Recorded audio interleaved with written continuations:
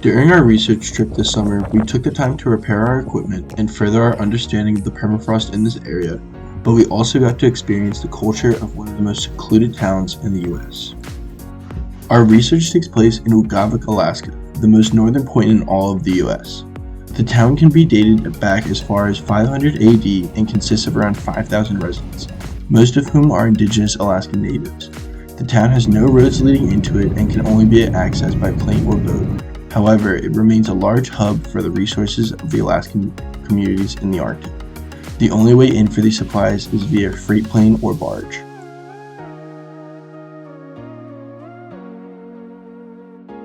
One of our first stops in the town tour was to explore the Arctic shoreline along the north end of the town. Here we got to see the fishing lines that extend out from the shoreline that the population utilizes in the warmer months to get fish. We also saw some of the marine life active in the area, like this giant jellyfish the size of a boot. For many of us, this is our first time in the Arctic Ocean, so some of us took the opportunity to feel it on their skin. We also visited a recent slope failure that occurred on another coast. This was super interesting to see as this slope failure was quite extreme, being around 40 feet tall. Additionally, we also got to see these large chunks of ice beneath the surface called ice wedges. In the early part of the failure, as the ground slowly begins to move, cracks in the ground form and water fills these voids. After freezing, they expand and cause further separation in the ground, expediting the slope failure. The town is home to an Air Force base called the Point Barrow Long Range Radar Site that was created in 1957, with most of it being deactivated by 1963 and the structures left for the town to utilize. During our trip, we got to see the hangars that were used by the Air Force and also see how the natives use them today.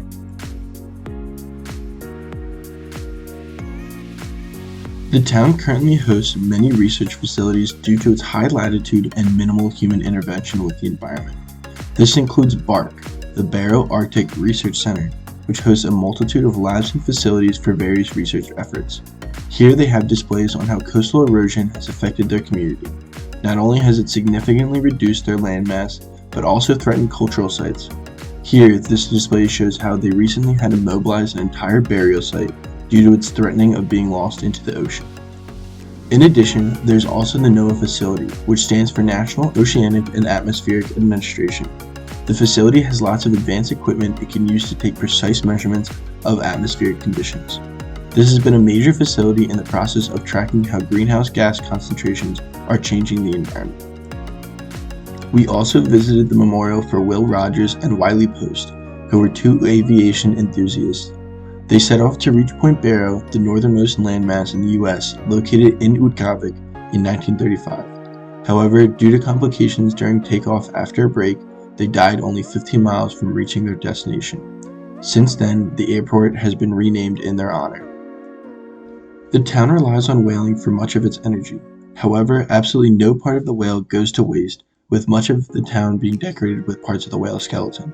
One of the main tourist attractions in town are the many arches erected from the jawbones of whales. Additionally, the teeth of the whale, called baleen, and the skull are also used as art canvases.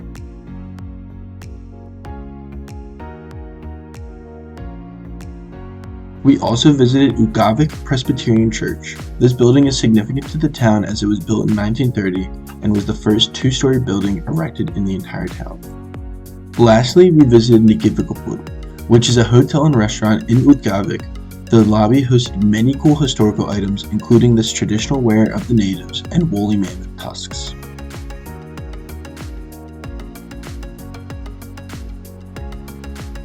While performing our research was the main task of the trip, we also saw it as super important to connect with the town and better understand its culture. This is because the research we are doing is in an attempt to preserve this town and one similar to it. So getting to ground ourselves and remember who we are doing all of this for is extremely vital.